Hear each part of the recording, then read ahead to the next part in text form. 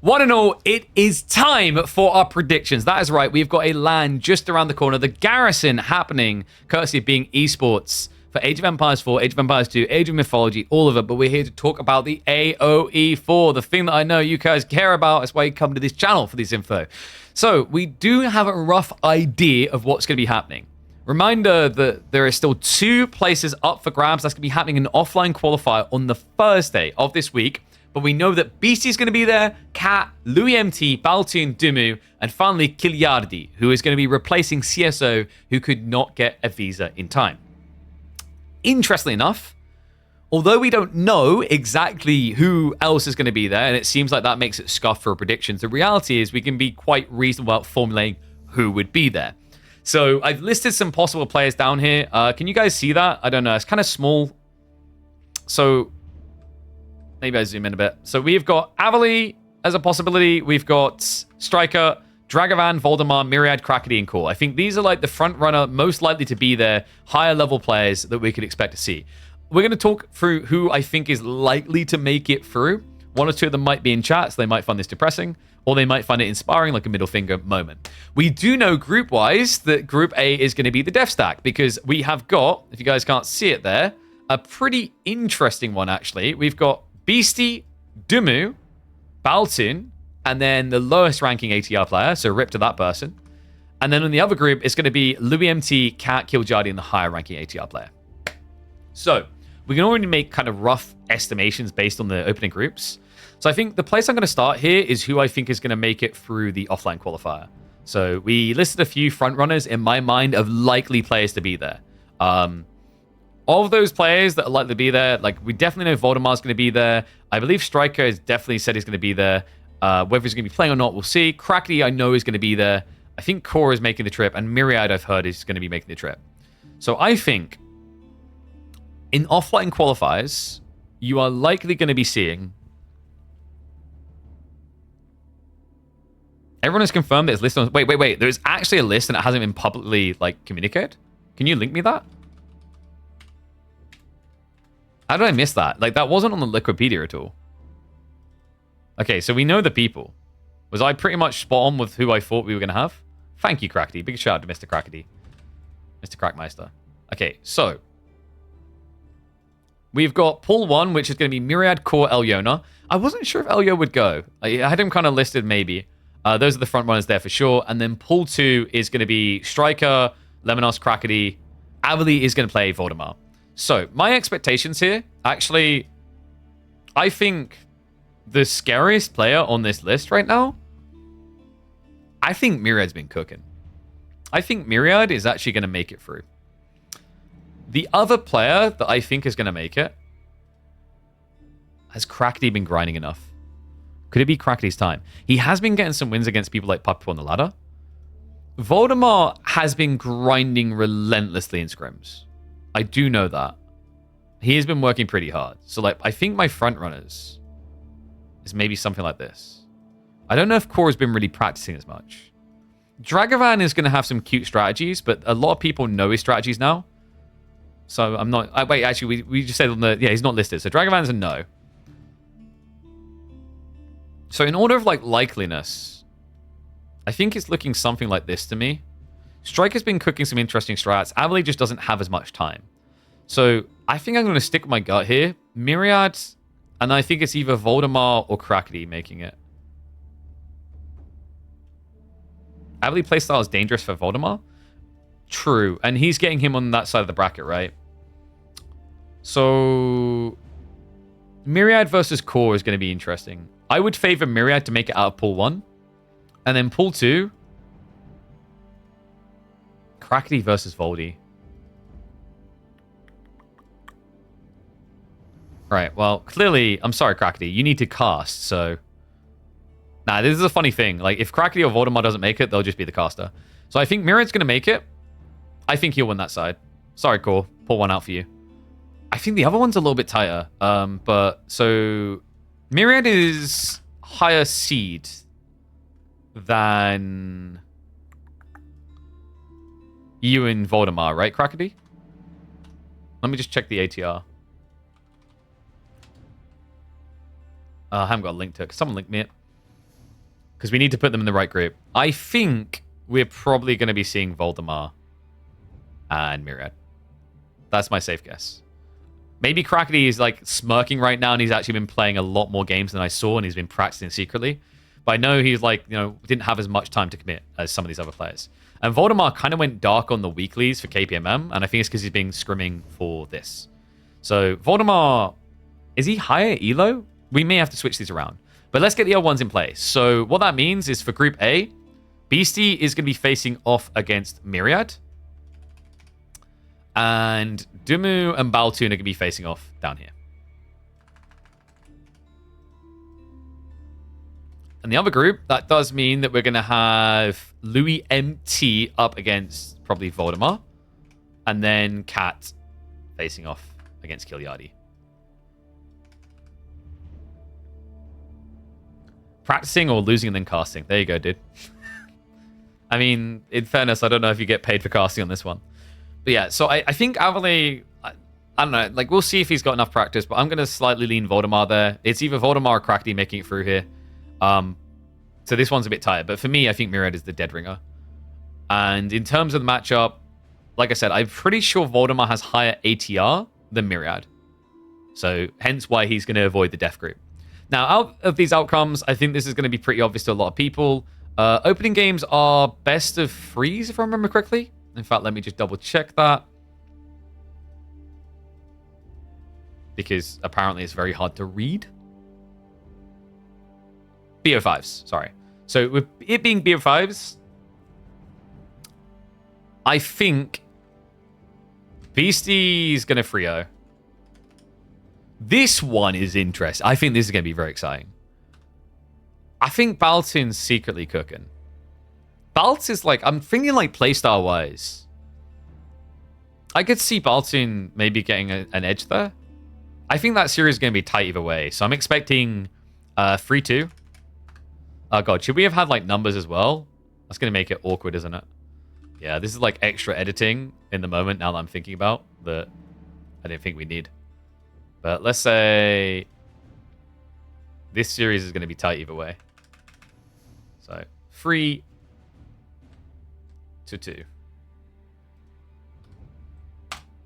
I'm not going to straighten them out. I'm sorry. You just have to deal with that. Yeah, flick shot, farm transitions. I think also just like the meta, like thinking about the certain civs that are very powerful right now, it kind of favors like Baltoon, I think, emboldens. He likes building knights. So that does mean in the lower bracket, you're going to end up with a Myriad versus Dumu matchup, I think. The other thing is also, I know Dumu hasn't been feeling a little bit rough recently. The illness might have left less time to scrim compared to Baltoon, who I know has been snaking on secret accounts. So this matchup down here, though, I'd still say, like, Myriad is capable in the right environments of, like, getting a game. I'd say this is probably still going to be 3-1. So, like, Myriad, he has some solid civs. There is the potential. I think in some ways, like, the civs that he's scary on is a little bit maybe predictable. And that can get used against him. You know, Dumu is just overall more robust player. Oh my god, dude, the auto rotation. We'll just leave it wonky. So that does mean that you'll be having Dumu heading through to the lower bracket. Up here, Beastie, dude, I like Baltoon, the almost Marine Lord Slayer. Dare I say, I believe this man could be taking a game off of Beastie, the unslayable. I think it's still going to be Beastie favored, but I'd say Baltoon's probably looking at a one-game win there. You know, I think he has enough robustness with his drafts. He's very creative with some of the off-like branch civs. Historically, things like Japanese comes to mind. I could even see like Ottomans making sense in some of the drafts, especially the map pool. Like you think you've got things like moving out here. You've got like what Hill and Dale, Coastal, even Basin. So like there's some volatility there to consider. That does mean that would bring Baltoon down for a rematch up against Benny Boy. Dare I say he is then cursed to be revenge swept? Possibly. In fact, for some reason, I have a 3 down here. I think what will happen is you'll see like an early surge out of Balts, but then adaptation like rematch. I want to say like what's likely to happen is the winners match reveals maybe a little bit too much, and then Dumu is very like seasoned at actually adapting in that field. So I would say that this one is of all the matchups you're going to see to make it through, this is the most unpredictably tight one between Dumu and Baltoon. But I am going to lean towards Benny Boy slightly. Obviously, Beastie makes it through. And then let's talk about the other bracket. Because the other one I think is a bit more, a bit less rather obvious. So over here, Louis Voldemar, like I'm going to favor Louis' playstyle every day of the week. I think Voldemar will be lucky to put a dent in him. The thing that's frustrating with Louis, I think for Voldy, is Voldy either likes to play very safe, which is dangerous. I don't think you want to play Voldemar against Louis, you just lose that. Or he goes all in aggressive, but I find like Voldemar likes these more kind of linear strategies that are straightforward, like the Lombo Rosh classics. And I think Louis is just a very good defensive player. Why is there Voldemar? Did he qualify already? No, we're talking about theoretical players because you've got to match up against Myriad, probably, is my guess. And I think Myriad's going to beat you. So, just soak that in. Voldemar is in the other side of the bracket with Crackety and Avali. You think he beats? Yeah, I do. Now go prove me wrong. So then on the other one, we've got... Dude, this is why I love it. This is going to be the best part. Is like, I know if Cornell wins, he's going to be like, oh yeah, look at this. Look at this, just mocking me with it the whole time. This one I think is going to be very interesting. Cat versus Kilyadi, I genuinely would not write Cat off. So much so, dare I do it?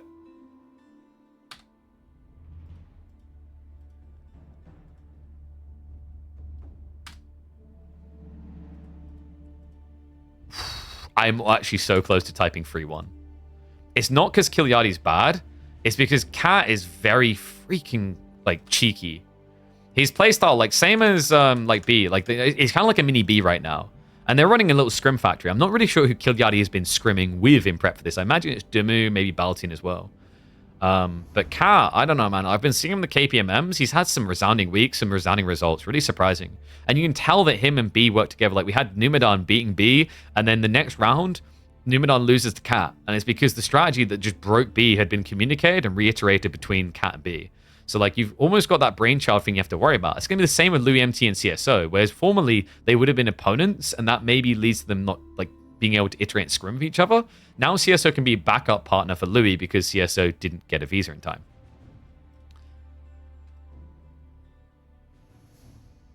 Yeah, like, dude, when does Core not make stuff up?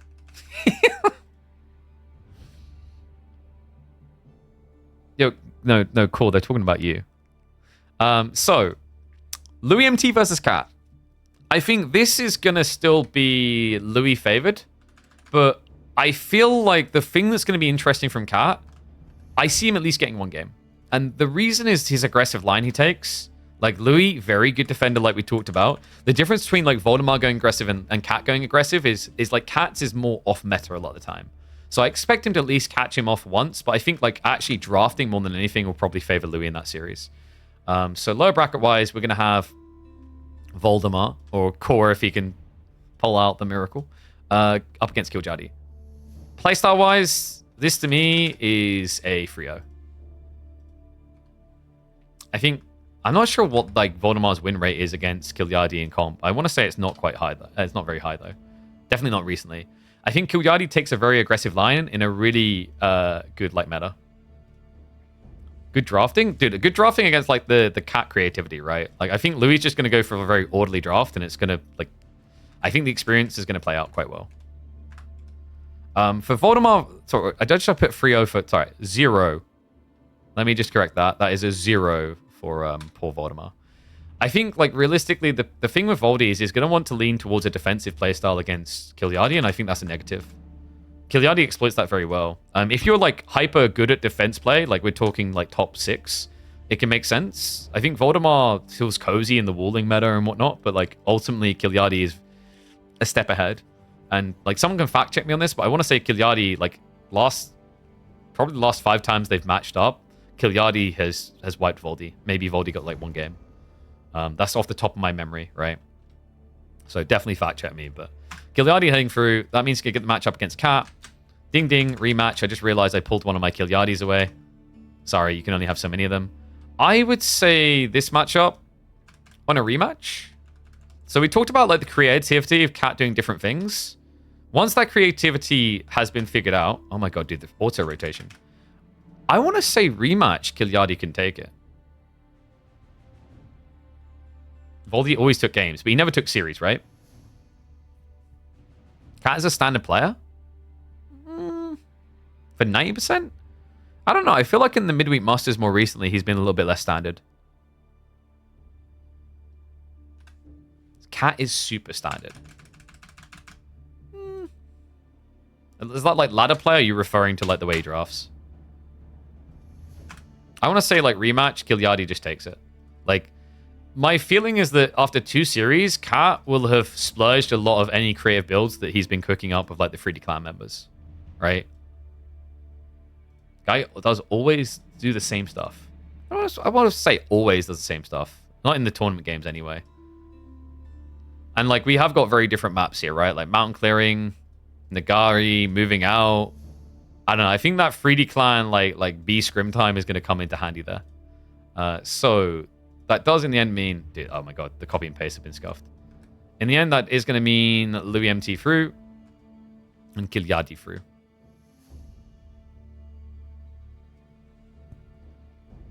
But this one, to me, like the thing's going to be interesting is, like, I think Cat does take quite an aggressive line. At least he has been recently in KPMMs. And I think that might make this quite an interesting series to watch. Like Gigliardi versus Cat. So, in terms of playoffs, that means we're going to end up with Louis MT versus Demu, which is always such a fun matchup. Like, those two, they play wild games on ladder all the time. They'll know each other quite thoroughly inside and out. In terms of what's going to happen here, Louis has been a bit of a question mark recently, right? I want to say the Louis we've seen at the start of this year isn't really the Louis we were expecting to see at the start of 2025. Like, compared to how 2024 was going, right? The question is whether Dimu is going to be full on form. I think Ben will take it. But I think it's going to be a close one again. So I'd say like 3-2 there. The Beastie Gigliardi one is... I think Beastie wins that one, but what I will say is I could see a world in which Gigliardi gets a game. Like, watching some of the matchups today, there was like games, right? Like, there's usually Byzantine game where he was like almost there. It was just like one step missing. It's like, maybe he gets one game off of Beastie, but like, that's someone that I'd definitely be curious of statistically. I feel like when I've been watching them more recently in major tournaments, Beastie has... I mean, I don't think he's lost to him at all, but it's like, it's been close to, if not complete clean sweeps. So Beastie going to be coming through here. And that means we get Dimu. Interesting as well, like, I want to say from a matchup playstyle perspective,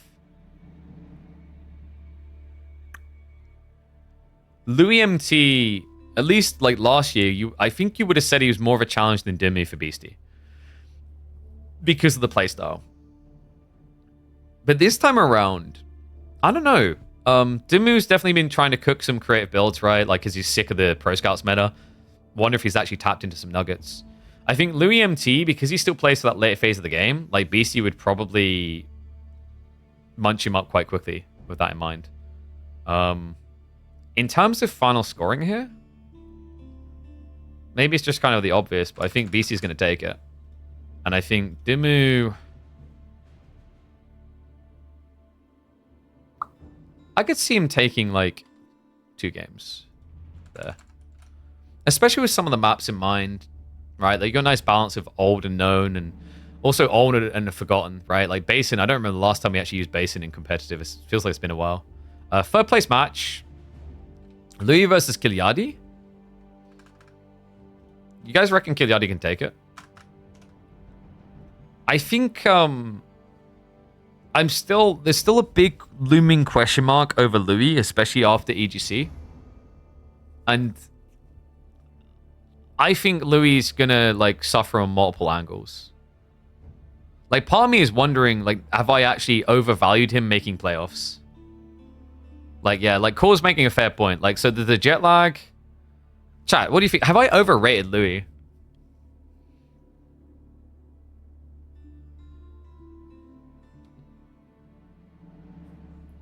Like, I think Kiliardi will be fine here.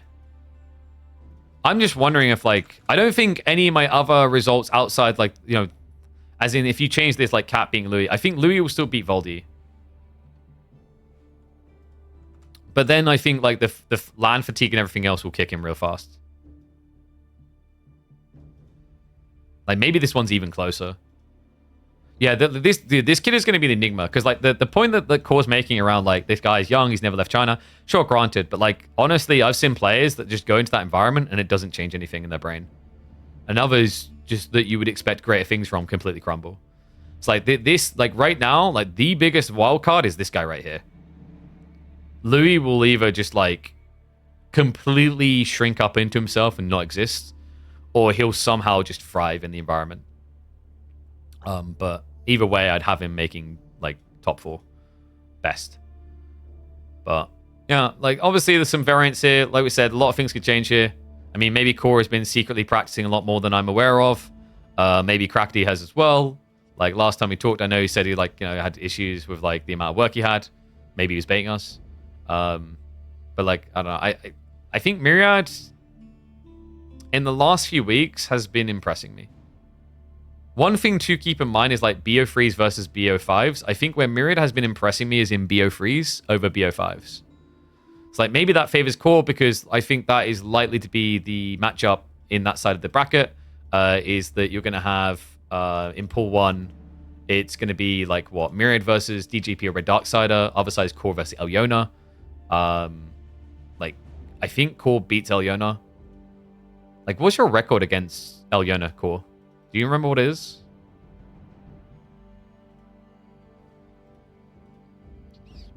I don't know. You can check. Should we do, like, a few fact checks and see how accurate we were here? Let's do it. Let's do it. So let's open up the Liquipedia. And we can have a few ganders at these. I will say, like, instead of deep diving statistics, my brain just kind of, like, used rough memory. So we'll see if that actually pays off.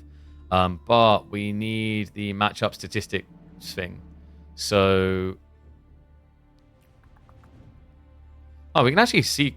Oh, wait, we can't. Why does this not have stats attached to it? I hate it when the game does that. Or when the thingy does that. EGC Masters Winters. We won't go through to here. Some of these matchups we're talking about we might actually have here. So...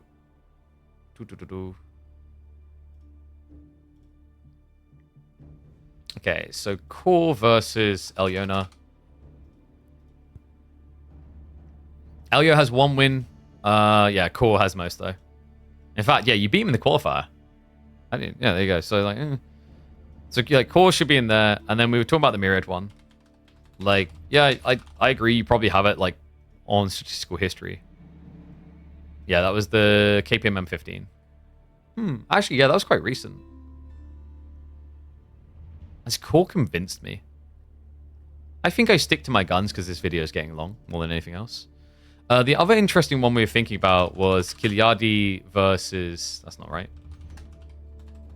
Kiliardi versus Cat. 5 wins. Bit more... Ooh, okay, that's interesting, actually. So, look. The qualifier 1... You see, it actually went back and forth. Pretty tight. And then KPMN was split between them. So, like I said, I think generally that's going to be a close set. The Louis MT versus Voldemar, though, like, I'd still lean Louis. I think, like, the one that I'm not... The one that I'm not confident in right now is genuinely the... If we look back at these. I'd say the one I'm not confident in right now is the Louis Cat. And then, like, Louis... Like, actually, I'm already going to reassess. I think that the Dimmu series isn't going to be that tight. I think the Dimmu series, maybe Louis gets 1 game. That's my feeling on it. Outside that, like, I don't know. Like, maybe this is my wildcard estimation now that, like, we've seen the stats of Core vs. Myriad. But I don't know. Like, there was something about this weekend when I was watching Myriad play his games. I was like, this is pretty good. You know, like, yeah, he lost to Anatan, but like, I think there was a lot more clean execution than there's been historically for Myriad. So I definitely think he's been on the grind. But that's going to be it. Yes, I will be in Hamburg, guys. Remember, I'm going to be the stage host. I'm going to be the desk host for AoE 2. We'll look to make an appearance on Age of Empires 4. We will be live streaming the AoE 4 games on my Twitch channel, twitch.tv/killerpigeon, so you'll be able to catch the action live there. Should be a go-to place. But let me know what you think about this, guys. I mean, I think maybe there's some controversial takes here. I don't think Battle Team versus Dumi being tight is controversial at all. Beastie Frio, sorry, I forgot to put it there. Maybe people find the cat elements here, or the fact that, like, we've got Voldemort making over Crackety, or Core, like, being shunned by Myriad. I don't know. Like, you know, we've already got a lot of predictable outcomes, like Beastie winning the event, so maybe it's nice to have those spicy curve shots. But let me know what you guys think. Make sure you comment down below, share it around so that you can shame it later. I'm sure, like, Core, if he now goes on and does, like, a top 4 like performance, is going to have this as, like, a link in his Twitch channel every time. But let me know what you guys think, and I'll catch you in the next chapter.